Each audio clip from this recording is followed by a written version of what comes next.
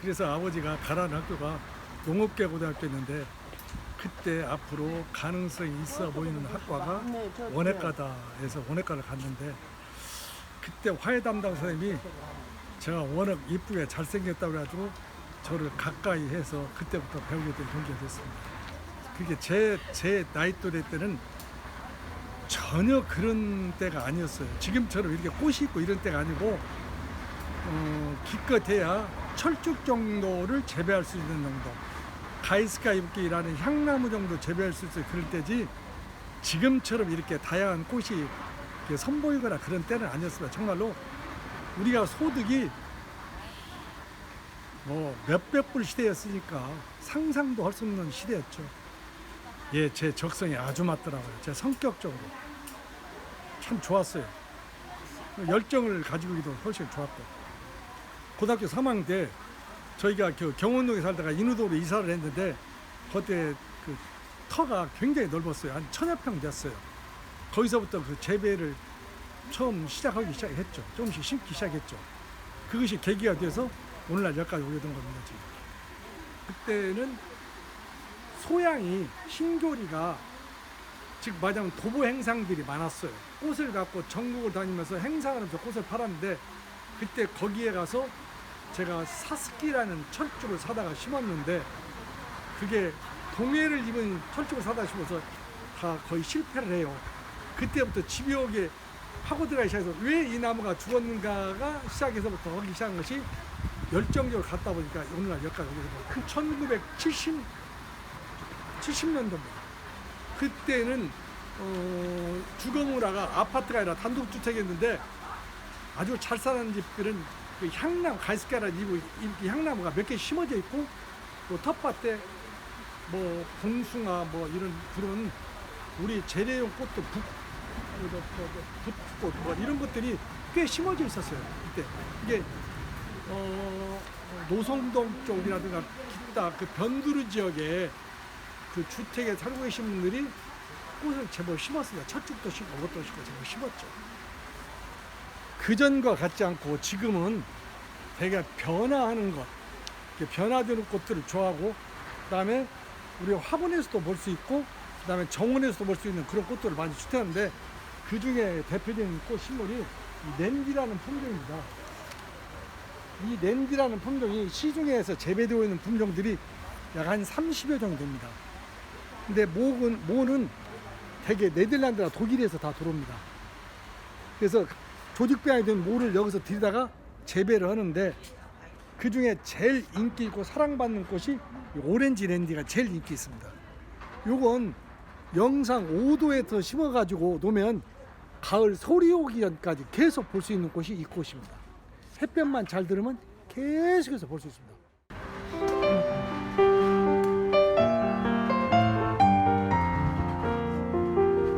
요꽃.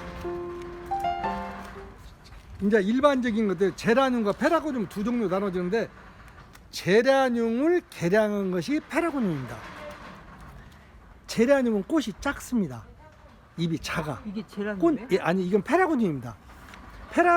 제라늄은 이 꽃의 반절 정도밖에 안 합니다. 꽃이 요만해요. 이렇게.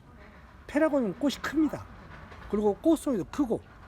그다음에 제라늄은 향기가 이렇게 상당히 진한데 그걸 개량하다 보니까 페라고늄은 별 우리가 거부감을 느끼지 않는 그런 향기가 별로 없어요. 그다음에 얘는 햇볕만 보이면 또 봄부터 1년 내 꽃을 볼 수가 있어요. 햇볕만 보이면. 그래서 한 더위만 아니면 1년 내 볼 수 있는 꽃이 페라고늄입니다. 그래서 우리가 서양 유럽에서 그 창틀에서 키우고 있는 꽃들이 다 이 종류입니다. 이게 늘어지는 꽃들은 뭐 아이비 제라늄이라고 해갖고 그런 종류, 페라고늄, 제라늄 이런 것들을 주로 키우죠. 귀화 식물을 해가지고 다 여기서 꺾어집니다. 꺾어지면 잘 살아요. 뭐 온도만 10도 이상만 올라주면 그냥 꺼내서 모래에만 꽂아도 다 뿌리가 잘 내립니다. 그 다음에 햇빛에 두면 꽃도 잘 피고, 그 다음에 뭐 영양제만 좀 주면 아주 잘 볼 수 있는 꽃이 대표적입니다. 쉽게 키울 수 있는 꽃.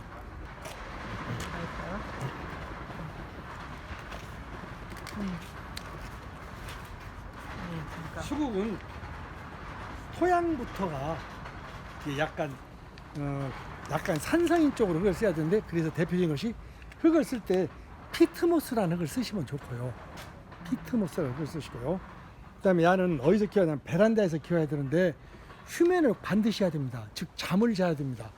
우리가 사람이 저녁에 잠을 자듯이 야도 식물도 휴면을 해야 되는데 휴면을 어디서 해야 되냐? 베란다에서 해야 됩니다. 영하 5도 이쪽 저쪽으로 약 20일에서 한 달 정도를 휴면 상태 추위를 해야, 일단 그래야 야가 잠을 잡니다. 그래야 꽃 형성이 돼요. 수국 종류가 아주 다양한데 이걸 사계절 계속 볼 수 있는 품종도 있습니다. 다른 품종이. 요건 주로 봄에 나오는 품종입니다. 이건 꽃수국이라고 나무수국은 또 따로 있고요. 나무수국은 바깥에서 월동이 됩니다. 영하 40도에서도 잘 삽니다. 얘는 물을 엄청 좋아합니다. 물숫자 수국. 물을 말리면 시들어버리면 다시 잘 깨어나질 않습니다.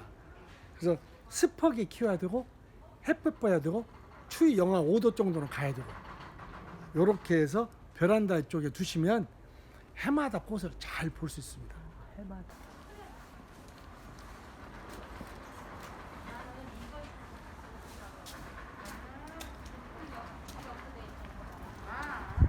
제일 대표적으로 그런 것이 되게 꽃이 피고 향기가 있고 열매가 있고 이런 것이, 즉 이파리가 변하고, 이게 네 박자가 다 갖춰진 꽃은 거의 드물더라고요. 근데 그중 봄철에 꽃이 그런 대로 예쁘고 향기가 좋은 식물이 나일락입니다.